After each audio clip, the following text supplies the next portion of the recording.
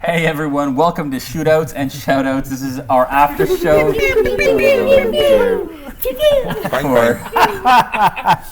for Tales of the Wasted West, where we talk about the episode just prior, and this week's episode. There's a lot to unpack. This first episode. Thank you, CB, for the Great wonderful title. Really, really awesome. Anyways, yeah, so we're going to dive right in and talk about how you felt. Obviously, first episode, tons to talk about with first impressions and all that kind of stuff, so let's get right in. How did you feel about the episode based on expectations coming in and what actually happened, and what were some surprises for you guys? I think for me, it's just, I think we all kind of expected us to be just a bunch of chaos gremlins when we come together, but I was really, really happy on how it happened. It felt really natural. It felt organic on how we all kind of came together, especially in the sense of this probably, this could happen. This actually seems like it could happen. I just really enjoyed the meta of it all. Yeah. I was like, we literally said, hey, new buddy, you want to join us? Yes! Yeah. 3 different times in 5 minutes. And I'm like, you know what? You made my job easy. That was so meta, but it was so good. Yeah. I love moments. It was wholesome and beautiful on how it came together. I genuinely believe that that's how Wedler probably goes through life, which is now why both of you have him on a tight lead. You know what I mean? Like a bit of a rein. It's just the exasperation that's coming off Mr. Smith and Sully in waves as we parent the 4 of you through the adventures. I just love how you guys established essentially a family now. Yeah, instantly. Parents, children, and I'm just like, I love that it's fast. I love that it's the 2 dads and this mess. I was not expecting to be accompanied by fellow agents of chaos. So. I never. I'm sorry. No, you go. No, you go. No, I never get to play not the mom. I'm always the mom. Like whenever I play, I'm always the really super responsible character. And then you 2 stepped up, and I was like, all right, I'm a robot now. I don't care. Lean all the hell into it. Well, I stepped into this, as far as expectation, I was like, okay, it's Wild West, but what does that mean? There's so many different aspects of what the Wild West is. And what a lot of people don't know historically is the Wild West matches up with a lot of other time periods. Yeah. It's weird. So I was like, it could be so many different things. So I came into it going, okay, cool. We're going to maybe, really get into that nitty-gritty, gonna get dirty and all that stuff, and all of a sudden we're dealing with robots who keep saying their name, and a big bear who likes critters, and he's literally, being hired to do all this stuff, and I'm like, my character's already a face. So I'm like, I knew that I was going to be upfront or having many conversations. I didn't realize that charisma was going to extend to the party. I literally parent them. But can we talk about the badge flex you threw in? That was nice. Boop, sheriff. There's many things you'll find out, but yes. I love that. That's a good transition to what about your character surprised you, like yourself? So going into this, you had a thought about your character, you had concepts about a character. What in the story kind of unraveled for you to be like, oh, I didn't know my character was going to be that? I thought that Sully and I would have a little bit more of an antagonistic relationship, and then it very quickly became, it isn't. So just a little bit of backstory. Alexander and I did the Dragon Con panel with this game, with Dot leading it, and Jack, son of Michael, the dang kobold who sang, was who Jay played.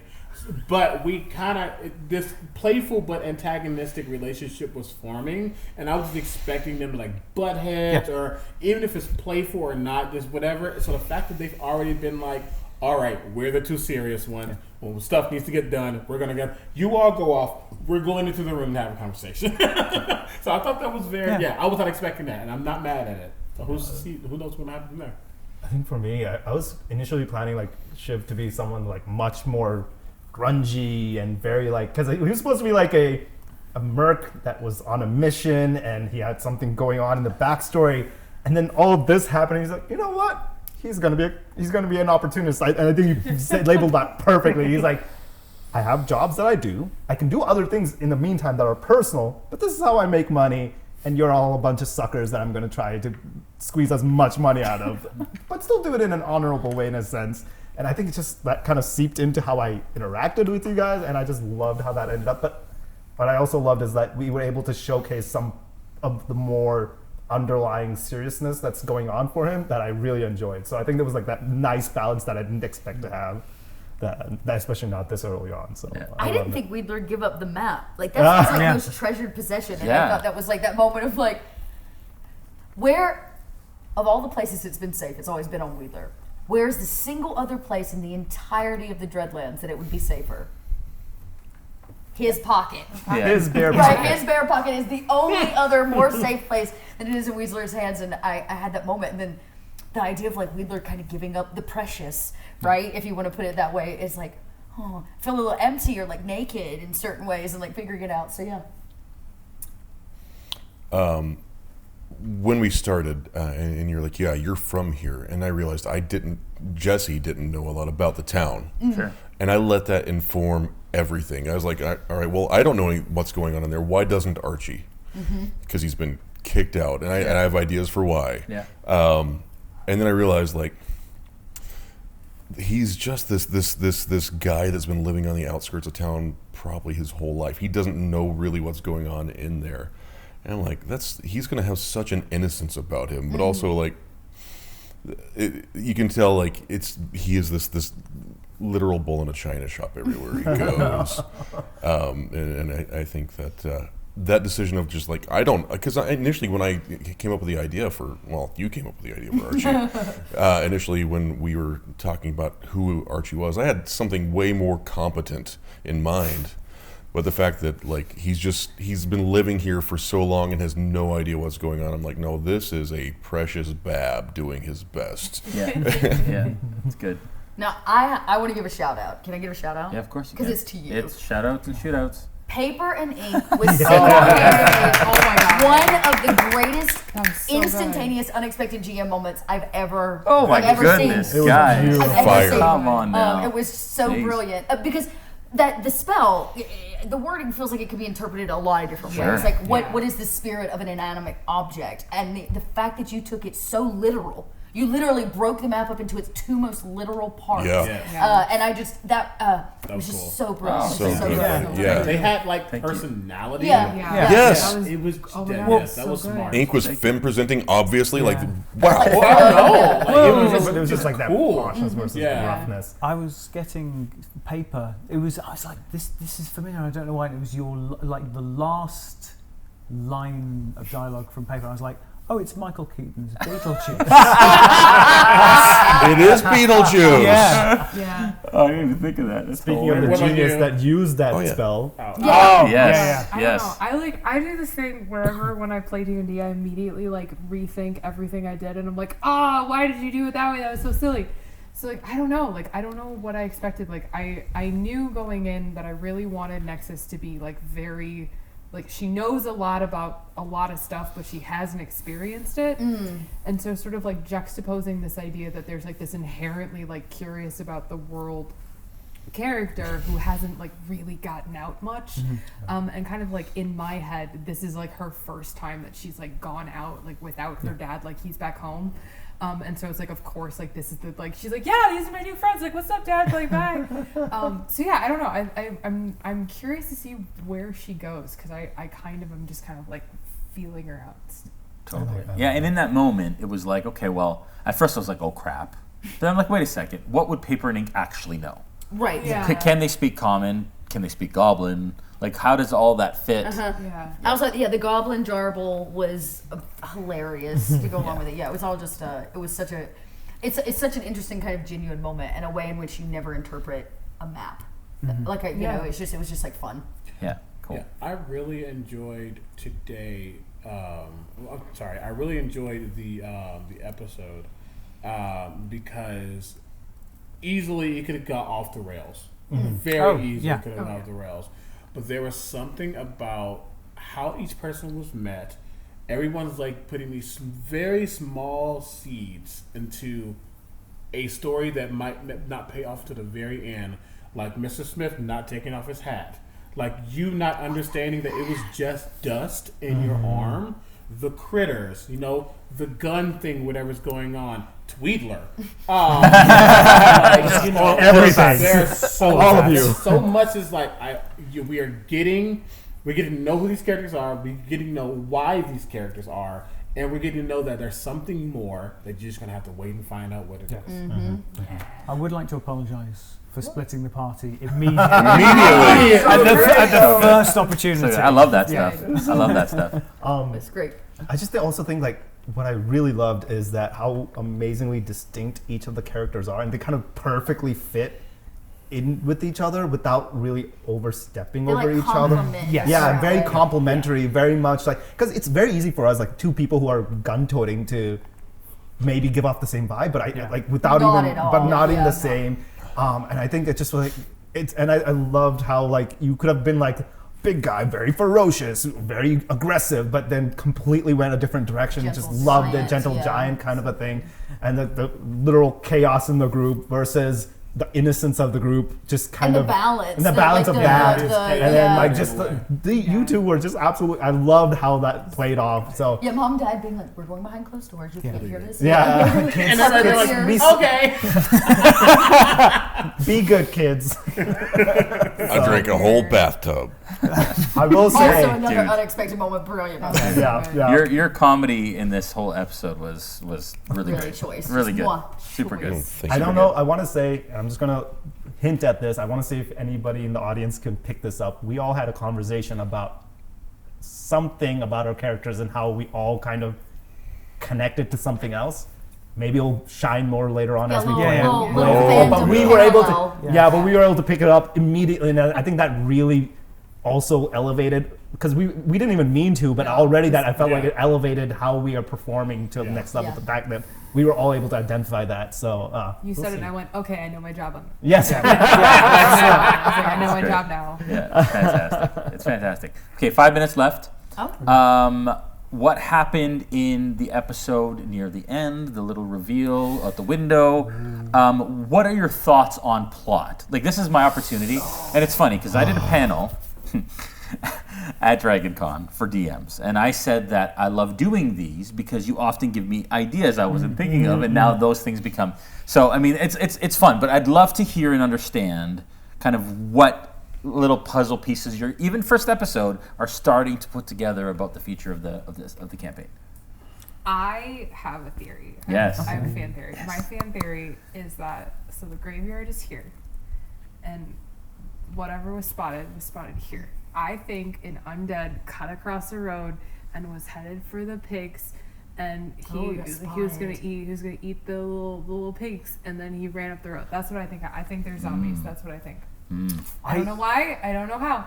But also, there's a sketchy old mind that was, I want to be very clear, under this the entire time. And it was only Just Yes. wait till we Yes. find out. And I was like, oh no, am I? I was gonna say, if you think Wedler is not going in the mine, I was like, I never going in old You're correct. mine. We're going west. we're not going. east. He's so close. It's so close. I don't know why, but I think there's like something sketchy going on in the town. I think there's something sketchy going on in the town too, and I can't quite put my finger on it. And I'll tell you the things that make me feel like meta information. Knows. Whoever was getting multiple rub downs from the ladies in the suit Yeah, is what was always that a guy problem. feel? When you're dealing with, in a town like this, you're dealing with the wealthy, there's a power struggle going on. There's also the guy who picked up on the map in the bar. I say guy, I don't know. The jackal. Yeah. What was it? A knoll. As a knoll, yeah. A knoll. Oh, I didn't know. Yeah. I couldn't tell. I Yeah. just said jackal face. Yeah, jackal face. Yeah. So I think the they're knoll. they're not common, but they're known to be, so you would know that. And the only reason he sticks out is not just because he noticed us, but because he's wearing a suit. But his suit was not clean cut. It was like shambled around the edge. And I wonder if that wasn't him outside. But the shambling makes me also think it was undead. So it was your wording at the end that got me questioning. Because originally I was like, when you talked about his eyes, I was like, I was waiting on like cat or dog eyes in the moonlight, the way they become That reflects. iridescent or whatever. Yeah. It's the gaunt face as The well. gaunt face made me think it was maybe them, but I'm not totally sold, because if he's watching us, the question is why. I don't know, because you two might know this about this more, but especially you and I are similar type of character in the sense of, so I'm still trying to learn about this, but the chaos child and chaos elements in this world, the fact that there's something out there that affects and changes and perhaps the entire landscape, and mutates the landscape, and then the fact that there's something called aberrations in this world, which I have no idea what those are exactly. Blubblubs. Blubblubs. Gribblies. Gribblies. Okay. Yeah. Gribbly blubblubs. Yep. They're there. Sure. So I don't know if that has anything to do with what we just saw or heard about tonight, but the fact that things like that can happen, that there's some sort of force, some sort of corruption affecting this world. You said the cemetery and the undead and zombie.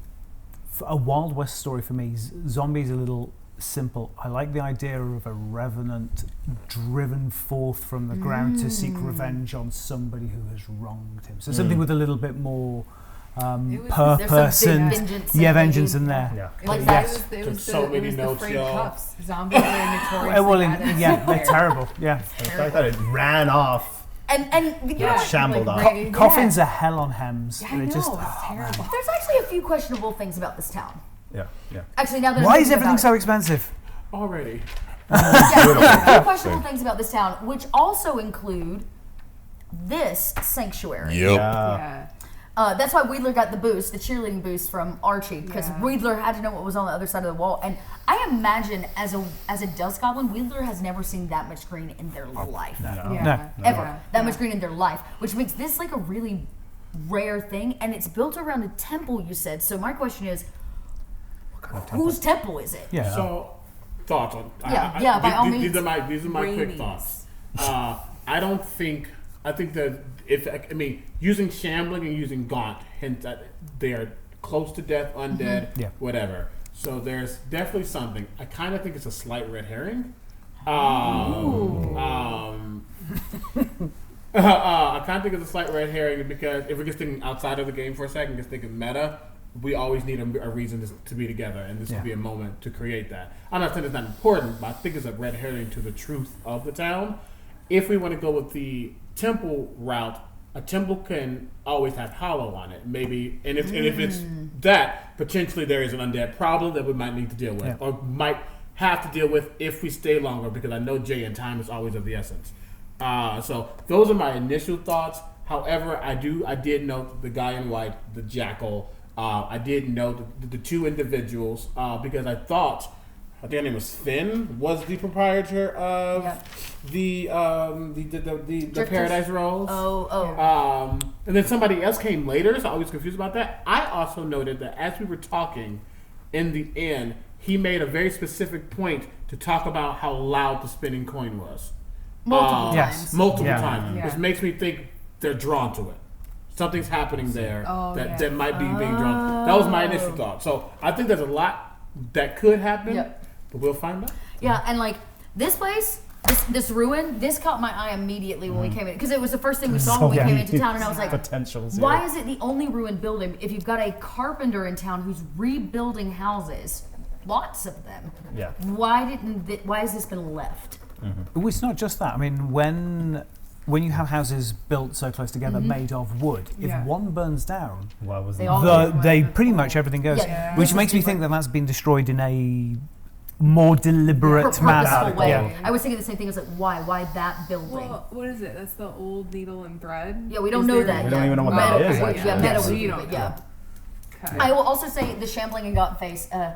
So we don't totally know this yet, but like, we're kind of gonna kill Wedler, which is why he got out while he while he still could. That's unknown information. But Wedler, so it could have also been, if he's being tracked, if Wedler's being followed, it could have also been another dust goblin. But let's not reveal too much yet. But yeah, I think there's a lot of potential, and we're gonna see where it goes, because we ultimately are going east. So it's west. Sorry. And I literally looked at it knowing it was I think we ultimately have the plan to go west. Yeah. But we are in a town that has its own problems, even if we're here temporarily. Yeah. Smith wants to get out quickly. Will we be able to get out quickly is the question. Yeah. Especially because, as Jay said, we learn information a lot quicker than expected. Right. So, like, who knows? And we'll have to make a decision when it happens. Yep. And we still have to visit the old mine, right? Yeah. And I know we're going over, but something I want to stress, and I think is cool, is that it's not that we have 3 and 3, like we kind of know each other and y'all don't know each other at all, but we are very new to each other. We haven't even spent an hour or two together yet. Yeah. So I think that level of, where's everybody's intentions, what's their priorities, et cetera, and it's not gonna always be a, hey, yeah, we can do this together, because we don't know each other yet. Yeah. So I think that's cool. Awesome. All right. Well, more to come next week on episode 2. Thanks, everyone. And what's your tagline? What you say the first part and then I'll say the second part. Shootouts and shoutouts. Where finger guns are cool. Bye, everyone.